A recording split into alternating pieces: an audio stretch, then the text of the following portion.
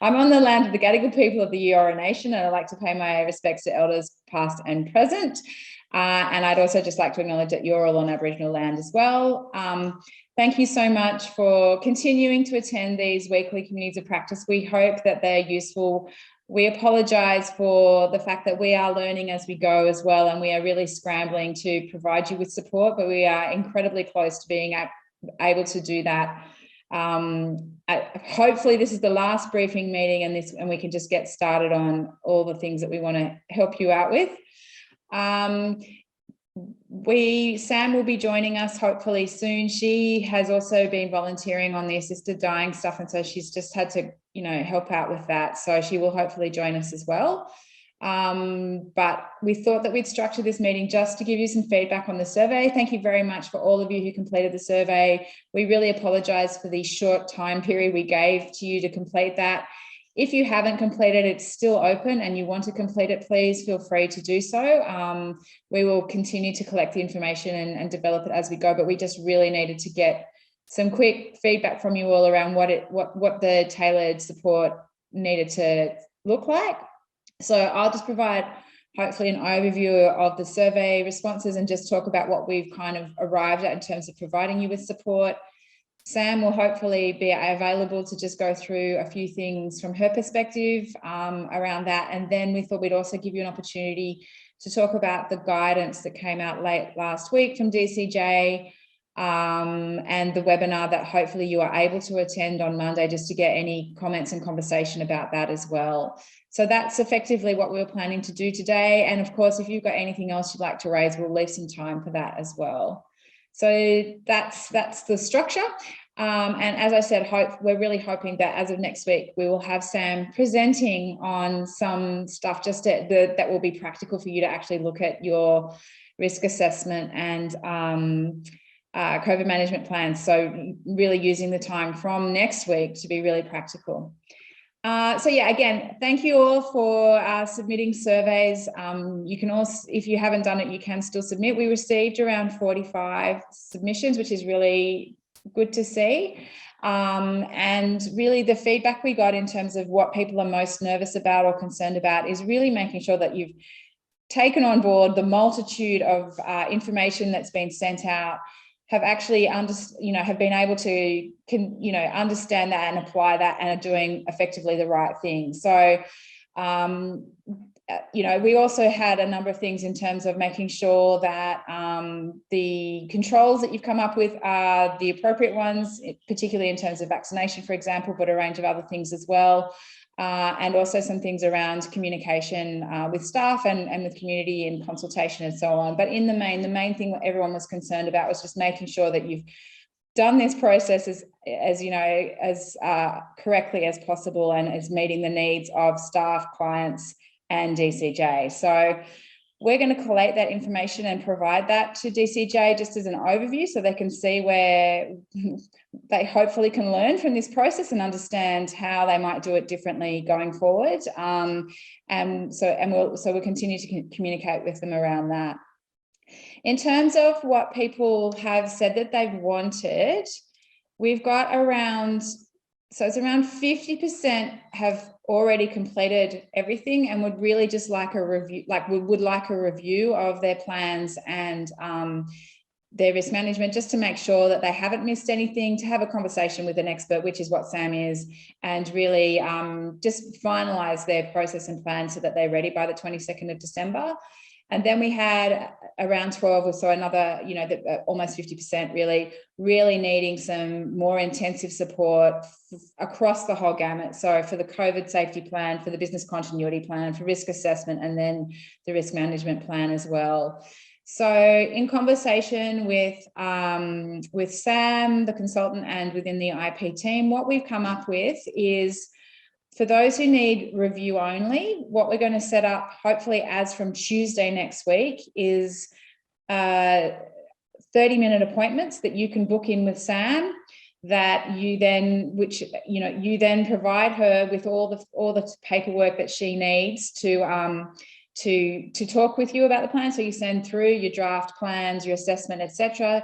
She'll review them quickly before she meets with you, and then she'll go through it with you, just to go through that final assessment process and provide you with some feedback on the plan. And so we hope to make that available for those of you who want that review process only, available from Tuesday next week. We just need to sort out a booking process, and we also need to finalise with Sam how much funding we have and how much time she has, but we're working through that, and we'll have that ready by Tuesday. So that will mean you could just look in your own calendar and hopefully and just find a time that suits you and book that in and just get that part done. The reason why we're asking you to send things in before you meet with Sam, is to really make sure that the 30 minutes is being used as effectively as possible. But it also gives Sam a process to make sure that it is, a review process, and there isn't any kind of bigger pieces of work that you might have missed that you might need to do. So if that is the case, you'll still have the 30 minutes, but you may need additional support. So we're just going to, that's how we're going to run it, if that makes sense, for the review plan part. For those who need more support, what we're going to do is go through your individual surveys, and then Sam will probably contact you directly just to get a sense of how much work you have done and how much support you need, and then hopefully design that within the funding that we've got and Sam's time that we've got, design that so that you're really getting as much support as possible, if that makes sense. So if you're one of the organisations that identified that you needed more support, expect to hear from Sam probably mid to late next week to sort of work through how we might support you guys. So that is kind of what we're aiming to do. And then alongside that, and we'll see how we go, because obviously time is tight, Sam is proposing that she puts together an example risk assessment for our example homelessness service. And then what we will do is she will use that as a way of kind of talking with you in your one-to-ones, but also use that as the community of practice conversation next week. So go through that. So even though you may not have an appointment, you're still having to wait for an appointment, by next week you should have something concrete that you yourself can do some assessment against in terms of the work that you've been doing within your organisation, if that makes sense too. So that's where we've got to. Does that sound reasonable, and are there any questions about any of this? Please put your hand up with the hand reaction if you do. No, all sounds reasonable. Really conscious of the time, and some of the feedback we got from the services too is that, can there be extensions beyond the 22nd of December? As you know, we advocated successfully for that extension, thank goodness, because the 8th of December is way too close, quite frankly, and very difficult. So at least we've got the 22nd of December. I think we just all need to bear in mind that DCJ will go into a shutdown not long after the 22nd of December, and will not return back to work until mid-January, I think, early January. So what we're going to be encouraging everyone is to have something that you can be put in place by the 22nd of December, but understand that the conversation and monitoring process with DCJ will be a survey. I confirmed that because some people let me know that districts have been asking for their plans. That is not that's not what DCJ is doing. There will be a survey that goes out in mid-January to all services, asking them to complete, and then from that an assessment around whether or not you've met the requirements, that will be done. But the other thing we just wanted to emphasize as well is that this is a fluid situation that we're in at the moment with the pandemic. The risk management planning and assessment that you are doing needs to change as things change. And so whilst you might need to have something done by the 22nd of December, you're going to have to review it probably in February, depending on what happens with the pandemic, because controls might need to be altered based on what's happening in your community, if that makes sense. So try not to worry too much about the 22nd of December. Absolutely make sure that you've got something that's workable for your organisation, but just wanted to acknowledge that it will need to change as the situation changes. And Caleb, you have a question. Yeah, thanks, and sorry about the bells. They might be annoying by the end of this. I just wondered how much time people are actually putting into this. I know I've missed a couple of these meetings, and I apologise for that. But I think what you just said is kind of the point. It's such a fluid situation. I just kind of refuse to get too bogged down in it. I've met the criteria, but I'm not going to lose any sleep over having a perfect submission on the 22nd of December on the basis that, A, as you say, their response is variable anyway, and the timing of their response is variable. And secondly, it's quite a fluid situation. So without being callous or careless, I just am curious to know if people are losing sleep over it, or because I don't think the department's losing as much sleep as some others. Yeah, I mean, I think it's certainly true the department is not losing as much sleep as individual organisations on this. I think that the feedback overwhelmingly has been that the impost is on the NGOs and each individual organisation in having to do this has been a huge administrative burden and a huge staffing burden at a time when we've had an incredibly huge 2 years of, managing a whole range of unforeseen things and having to work over and above. And so it's kind of unwanted or not helpful at this time when we're all exhausted as well. But I certainly would, as long as you have something, I think the way to answer this is as long as you have something that staff understand that you can implement to ensure that clients are kept safe and that you are making sure that you're meeting your WHS obligations and your public health order obligations, etc., then that is absolutely how you should look at it. And it needs to be something your board is comfortable with. Remember, we are NGOs, we are independent. It's our boards that carry the can, actually, and the CEOs. It's not in DCJ. Yes, we have contracts, but it's actually the board that needs to be comfortable with it. So that's how I'd recommend it.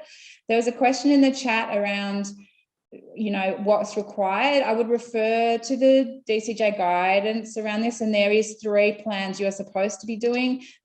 It is assumed you already have the COVID safety plan and a business continuity plan, because you may remember back in March 2020, we were all asked to do business continuity plans. The thing that's new is the risk assessment and the risk management plan. So please check the guidance that came out last Friday from DCJ just to understand that more clearly. Jennifer, you have a question. Hi, thanks, Catherine. Yep. When we're talking about that things might change, say, January, February next year, we're going through the process, obviously, with the risk assessment, and the most effective control is that staff are double vaccinated, and we have staff and we do face-to-face with vulnerable people, and some staff, we have incidents where they are not getting vaccinated, so therefore their ability to do their job is no longer viable, and we're looking at terminations. So what happens if the rules change and then all of a sudden we can have unvaccinated staff I think that working? The controls are not going to change. So I'm not a lawyer and I'm not a health expert, and I would encourage you to go and look at the REBEC webinar if you can, if you weren't able to attend to it, because I wasn't able to go, but my staff informed me that they did talk about the health aspects really clearly at that webinar. So I think it's really important that you listen to health experts around that, and they are that, and I am not. But I think we all need to acknowledge that the control is going to remain, the vaccination is going to be the key control in keeping people safe. That won't change. Unfortunately, what I was alluding to is we may have increased numbers of cases. We may need to move to deconcentration again. Right. We may have services locked down. Unfortunately, there's a whole, as we look at what's happened around the world and we have more movement, that is what's likely to happen. I mean, it would be great if the opposite happens, but I think we need to, scenario plan for actually potentially moving back into a higher number of cases rather than no cases, if that makes sense. But I'm not an expert. I would really encourage you to check the REBEC advice around all that. Yeah, thanks. Yeah. Caleb, again. Yeah, sorry, just a comment on, there was a document, I'm pretty sure it came through ACWA, regarding categorising your workers as 1A, 1B, and then 2, 3, 4. I found that very useful in terms of whether it's necessary to mandate. I've got to just put on the table, I'm not mandating vaccinations in my organisation at this point because I don't feel that I'm compelled to, and I feel that my risk assessment / control is adequate, that we're not doing that. And I recognise it's probably controversial in various aspects, but I advise you to review that, as I say, what category your staff come under, 1A, 1B, very few would be outside of 1A and 1B, but the distinction between 1A and 1B is the distinction between the public health order and not the public health order. So yeah, so if you go to so there's the AQUA guidelines, but there's also the REBEC guidance, which DCJ has put together, and that talks about the tiers as well. So I'm not the expert in this, but I would recommend you look at the webinar, but there is a process that goes WHS Act, Fair Work Commission advice, there's tiers that you need to look at, tier 1 through to 4. And then I'd use the AQUA advice around that as well, potentially. But then absolutely, it's about a risk assessment within your organisation. That involves consultation with staff, with key stakeholders. It requires an assessment, obviously, of a whole range of things, which is in the guidance. And that is how you make the decision. And then also I would recommend getting legal advice around that decision as well, so that you're just making sure that the risk assessment that you've done is actually reflecting that. Now, Sam has joined us, and she is much more of an expert than I am in terms of the specific work health and safety and the whole kind of environment. So I might hand over to her soon, but I'm just going to check. There's a few things in the chat. Can I just quickly qualify my statement? Sorry, I'm not giving any advice either. I'm not a lawyer either. Just putting my actions on the table, that's all. Yeah. Thanks. Yeah. So, yeah.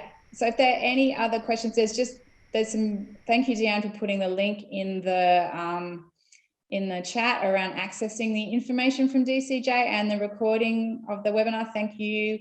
And thank you for people just putting into the chat around vaccination. Are there any other questions before I hand over to Sam? And Sam probably missed my overview, so there may be a bit of repetition, but that's okay because lots of conversation is good. Catherine, can I just sort of add that in the SHS webinar session from REBEC, the Justice Connect representative also said they're sort of standing by ready. They've geared up for providing additional assistance to provide that legal advice. So I just wanted to reiterate that, but you'll hear that on the webinar. Yeah, thank you, Deanne. Cool. All right, Sammy, you all right if I hand over to you? Just I've done a brief summary of the survey results and a brief overview of what we thought, how we thought we'd structured the support. Okay, so I might be doing a bit of a double up, but as you said, maybe I'll have some specific notes that you haven't tackled. Hi, everyone. Thanks for coming. So yeah, thank you for submitting your thoughts into the survey. That's been really useful. Certainly getting a flavor for what you guys need. I haven't looked in detail yet at the various operations and clients that you work with. That is the next stage for me. We just kind of looked at an overview of how we're going to provide support. But one of those things, all that detail that you did provide around what you do and who you work with was supposed to inform the model risk assessment that I'm going to put together. That really is a completed model risk assessment that you can tailor to your business. I'm just going to do a lot of the thinking for you and a lot of the controls that determine or that consider reasonably practicable. And that was one thing that kind of came out in the findings too, or the survey results, is a lot of people or a few people were concerned about, well, you know, how far do we go? And I often get asked that question when you look at a risk assessment, and there is definitely a process in the legislation around how to determine what is reasonably practicable. So it's not your decision, it's more the information that we need to get. And that's a lot in the REDIC advice too. So you'll be, I guess, it's going to be useful that I'm just going to kind of take a lot of that stuff and put it into this model completed risk assessment for you, and then have discussions with you if you need to on how you can tailor that to your business. So I think, I guess Catherine might have said that, you know, as early as next Tuesday, you'll be able to book in some one-on-one support sessions, just looking at my notes.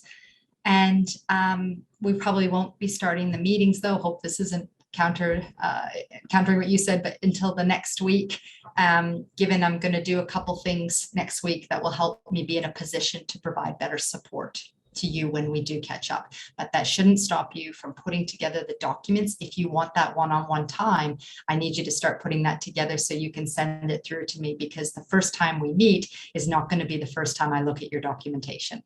So I need to look at that prior to then have a more fruitful conversation with you when we meet up.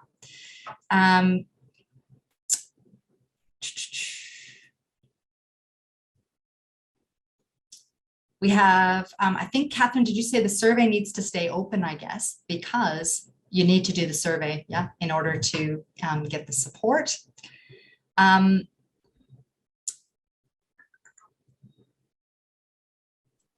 So there were a couple people that, well, more than a couple, that said that they hadn't had health and safety risk management training. And so that's what I was going back to with the reasonably practicable approach, how we use the hierarchy of controls. I think it will be useful for us to provide a bit of insight into that. And Catherine's made a good suggestion that really, when I get this completed model risk assessment together, that's going to be a useful tool for me to walk you through maybe even components of it on a couple different CoP meetings.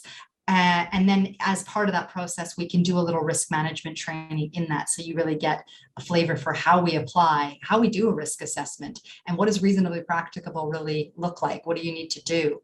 Just know that part of this process is just kind of meeting what the kind of going through a very structured process to reasonably practicable. And as long as you're showing that you're doing that, then you're doing what's needed. Okay, so we just need to show that we're doing that approach, and then you should get comfort that you're looking at all the angles. But you'll have me giving you that advice, and certainly I'll be relying on you to tell me what you're currently doing. One thing I wanted to mention, the business continuity plans, they really can't be done until, or I don't really want to have a conversation about that with you until I'm done the model risk assessment, the completed one, because the continuity plan has to be able to reflect controls that were done in your risk assessment. So I'm going to put together what I think will be really helpful for you and for Catherine and the team, is to put together a bit of a timeline that just shows you up until December 22nd what each week kind of we're focusing on, and how we're going to be able to do the when we'll do business continuity plans, or when we're looking at having a host of certain types of one-on-ones. Maybe I'm just trying to flesh out from the survey results right now what that looks like, but often a timeline or a plan of some sort is a good idea. One thing from your risk assessment you might see from the Reddick example is that on the very right, and I wish I had the page in front of me, I'm sorry, but there's a template risk assessment in that guidance document. And to the right of it is called a risk action plan. And it's a good tool for you to understand that when you do the risk assessment, you're basically, and this links into the December 22nd deadline, okay? Get the documentation done, but implementation, as we talked about last time, might not actually be implemented yet. What you're doing is saying, this is what we're going to do. This is our risk assessment. You can show your board and be able to get their approval if necessary. But the risk action plan is taking the stuff that we haven't done yet, and we're saying, this is what needs to be done. This is the time frame for doing that. And a regulator always wants to see a plan, a risk-based plan, because the whole legislation is based on a risk-based approach now. Like, I mean, we've taken out from the OHS Act, we took out so much stuff that put on kind of thresholds for things that say like 25 people, or sorry, there has to be a first aider for every 25 people. First aid is now very risk-based. You tell us what you have in your business, and you make a conscious decision of how many first aiders you think. This is what we would recommend, still thinking a little bit about numbers, but really a lot more went to risk-based. Tell us what your business is and make a determination based on risk. So a regulator likes to see a plan and likes to see it according to risk. So the things we're going to do first is our highest priority risks. And I'll help you through that by looking at, you might have a different template for your risk assessment, but I'll definitely be looking at the Reddick one. And being able to apply that risk action plan will be very useful for you. And the reason why I say a regulator, of course, that's important, you have to comply, but the department probably would look at a similar way of seeing things. A plan is a good thing to be able to show those that you're trying to address certain things, but everybody understands resources. You have to. But what we want to understand is you address the highest priorities first.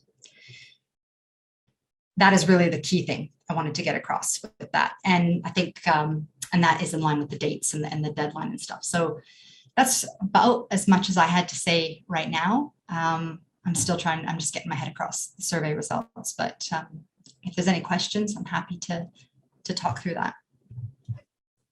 So if you could stick your hand up if you've got any questions. I mean, we've kind of had a broader conversation about that. Thank you, Sam. That was actually really helpful, and it didn't really duplicate what I was saying, so that is fantastic. Cool. I think it just backed it in and made it even clearer, I hope. Yeah, if anyone's got any questions about any of that, I mean, yeah, don't wait for the supports. Keep doing the work that you're doing, but what we're hoping to do is to come in just at the right moment where you can kind of just get everything sorted out as well as you can, because we've all had to start on this, you know, a couple of weeks ago, really. So yeah, don't stop or don't wait is also the message. If anyone has any, like, we have brainstormed this very quickly. I'm going to be upfront about that because we got the survey closed yesterday. We read it all yesterday. We met this morning. So if there's other ways of doing this that you think might be useful, please feel free to let us know, either emailing or calling us, or, you know, through this. It just makes it, you know, we are open to suggestions, I guess is what I'm saying, because we're doing this a little bit on the run as well. I'll just give it one more chance if you've got any questions around any of this, or any questions of Sam while we've got her, go for it. If not, I might throw it open to broadly just around whether or not people have had a chance to look at the REBEC guidance, and if they've got any questions that have stemmed from reading that or from attending the webinar on Monday. As I said, I would encourage everyone to watch the webinar if they can. I think it's really important to get that information, if you can, from the guidance. And I think, as I mentioned last week, it's not something to be read from cover to cover. It's something to read to get a sense of what's needed to be done, but then reference back to it when you need particular specific information, I think is the way to use it. We provided quite extensive feedback, and I will have to say that we have to acknowledge that REBEC took on our feedback. They completely restructured the document based on what we told them. So it's really great to see that they were receptive in that way. And hopefully it's a much better read than the draft that I've read. I haven't read the new one. So yeah. Are there any questions about the guidance that's been put out? I know that it's been less than a week that you've had it, and it's very difficult to, you know, read everything and do your jobs as well, the service delivery part.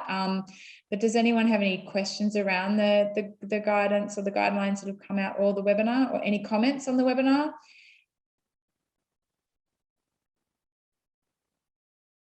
No, or anything that it threw up in terms of making you wonder about whether or not you were on the right track, or what you needed to think about? Whoa, everyone's tired, aren't they? Any comments? No, it was obviously thrilling, and it gave you everything that you needed. And you're all set. Well, that's good. I sound like a teacher. I apologize. Because if there's no questions, we can end this early. Again, you know, a short Zoom is a good Zoom. All right, I'll give you all one last chance to either put something in the chat or yes, Caleb. Just a comment that I didn't see the webinar on Monday, but I'll watch it. And the link was in the chat. Did you say that earlier? Yeah, the link's in the chat. So the access to the guide and the webinar is also, yeah. Okay, good, Dan. That's a good suggestion. Could you stick your hands up if you did attend? Just using the hand function. Yep. Yep. We've got no video. So yep. We've got a few. Yeah. Mostly. Is it not? Maybe the thumbs up, Catherine. It'd be good. Oh, I can see hands up or thumbs up. Yeah. Can you see how many? Be interested to just understand. Yeah, it's not that many. It's not looking like. No, it's not very many. And it'd be interesting to understand was just reasons, I guess, for that. It might just be the date. I think timing, the day. I mean, I was triple, like I couldn't attend. It was even too short a notice, to be honest, around it. I couldn't attend for that reason. Mondays are not good anyway, because everyone's got to deal with whatever's happened on the weekend as well, I think. So yeah, I think the timing, but it has been recorded. So I would just recommend watching the recording if you can. Yeah, and I think also the issue too is the guidelines didn't come out on Friday until late on Friday, and then Monday was when the webinar was. So everyone would have had very little chance to even look at the guides before going into the webinar too. So yeah. Yeah, it's not a prerequisite for listening to the webinar, so you could still attend if you hadn't read the guide yet, or, you know, like listen to the webinar, Catherine. Just to mention, some services just might find it helpful that there was a direct question asked by someone. I'm sorry, I'd have to look at my notes and look at the participants here around whether, you know, the confusion around whether you can ask clients if they're vaccinated. And there was a great response in there by Justice Connect around that, to talking about it as personal information and how you treat personal information just as a matter of course anyway, and the requirements around that, ensuring you have client consent, and obviously, you know, comply with all of the other aspects of privacy legislation around telling them if you need to share that information and getting their consent around that and whatever. But I thought that was really useful advice based upon previous discussions. So just really encourage everyone to listen to that recording. Yeah, and Jan, if you could just pop the link back into the chat. People there's been a lot of chat, so they can't find it again. So if you could pop that in, that would be great.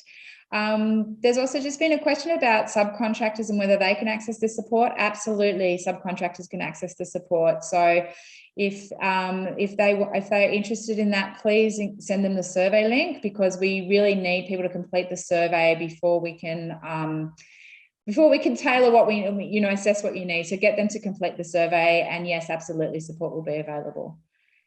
We're having, yep, sorry, the chat distracted me there.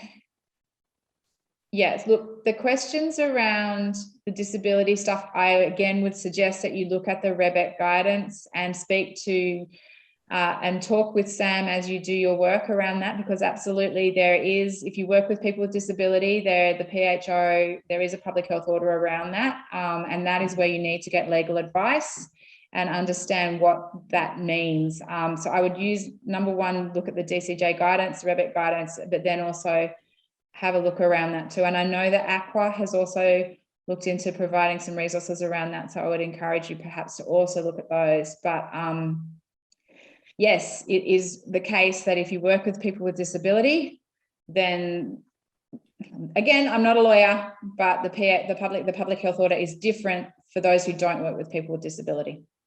So I really encourage you to look at the guidance around that and think about your clients.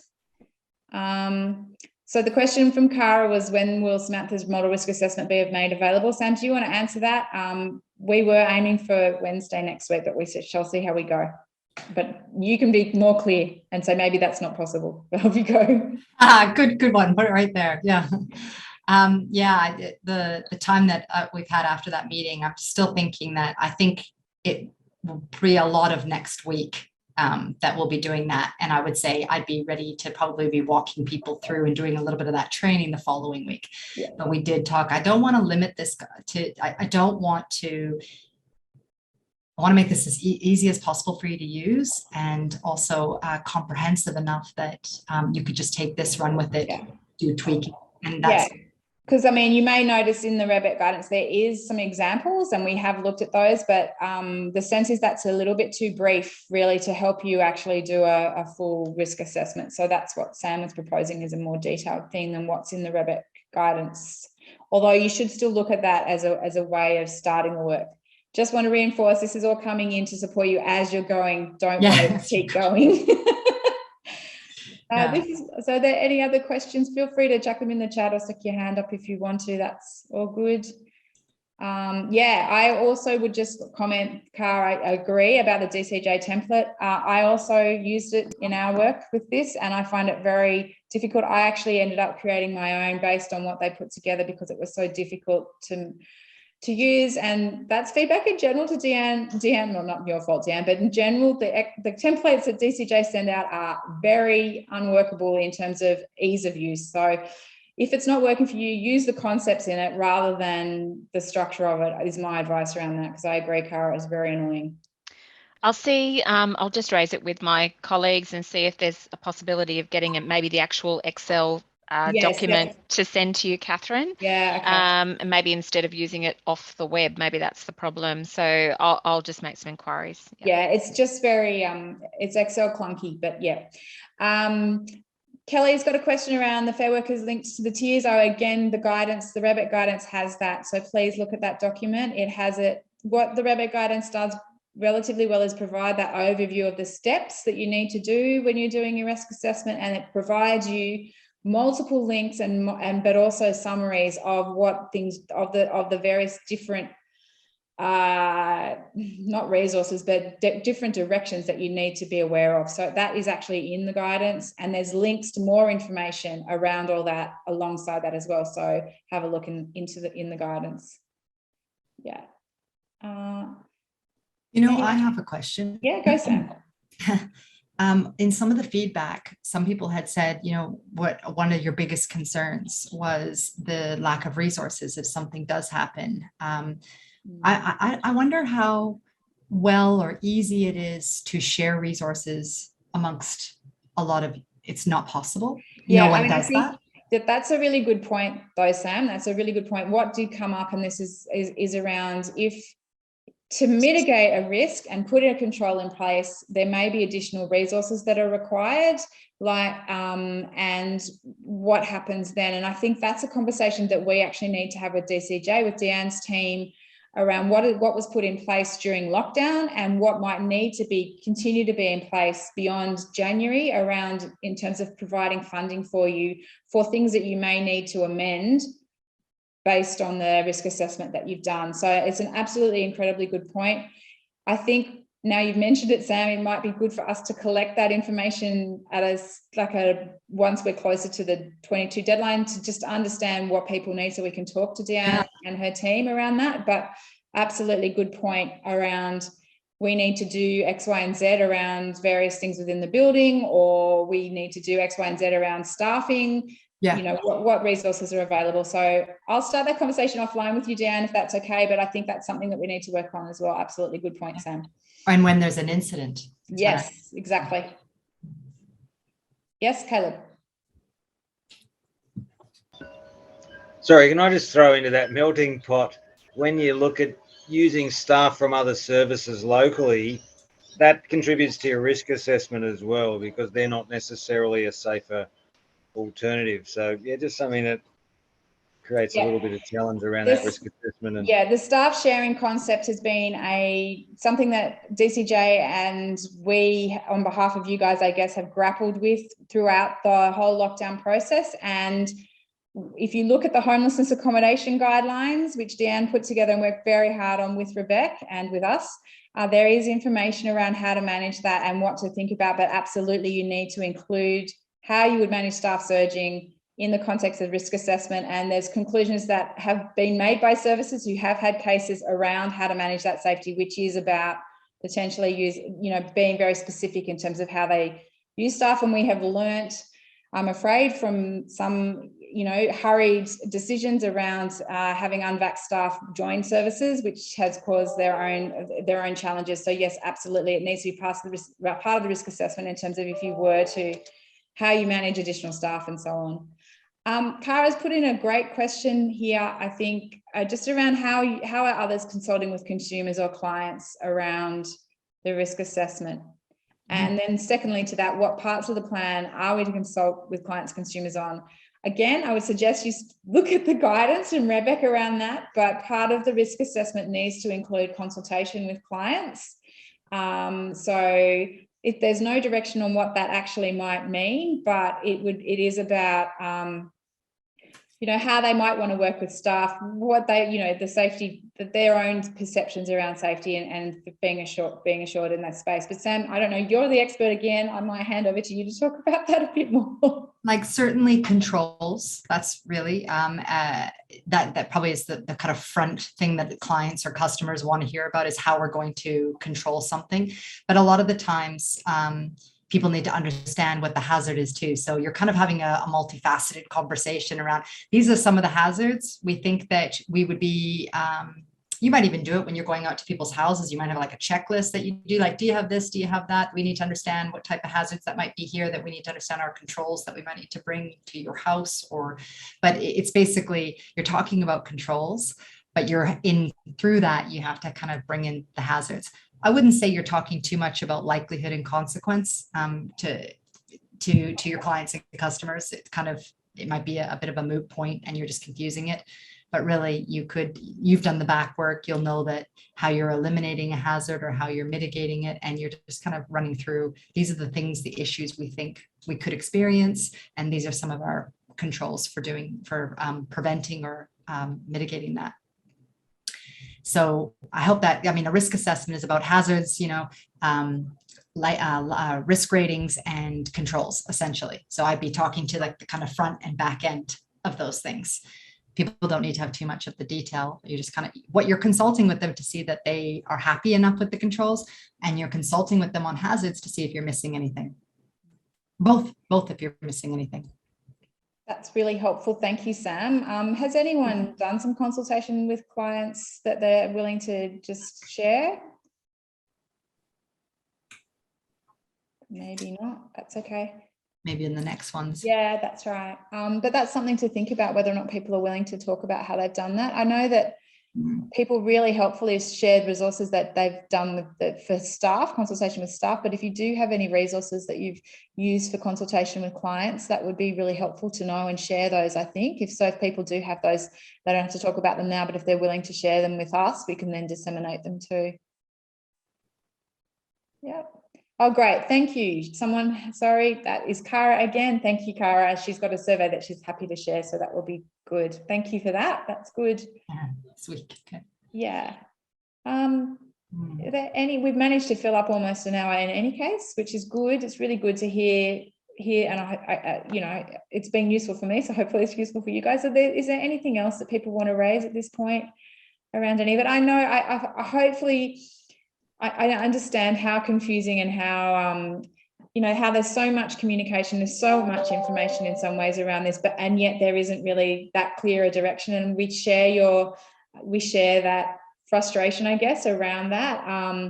But I think hopefully with the support that Sam's going to provide, we will get you there as best we can. So just keep doing what you're doing. Trust in your own abilities really to do this work in the context of a huge year.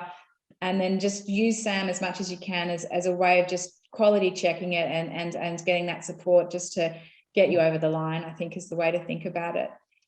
Yeah. Are there any other questions or comments? Otherwise, I might say 15-minute early mark and be a teacher again, which apparently is an Australian thing. Who knew an early mark was an Australian term? But there you go, it is. Yeah. I don't know. It's not. Do you use it in Canada, Sam? Was it used? No. There you go. Does that mean you leave early, an early mark? Yes, that's it. I love learning new language. I'll bring that one back to my husband and be like, how come you didn't tell me that one? That's cool. It's not that surprising that we came up with that one. Yeah, that's true. And I do apologize for being like a teacher. I have had 2 teenagers at home for many months, and I have heard their teachers talk, and so I think I obviously by osmosis picked it up. So apologies for giving you all an early mark, but I think we might do that. And watch your emails, watch this space. We will get stuff out to you as soon as we can, so you can start booking in the appointments, and Sam will work on the model assessment, and we will get there as we do over the day. So lovely to see you all again. Thanks so much for your input. We really appreciate it, and contact us if you need anything. We are here. All right.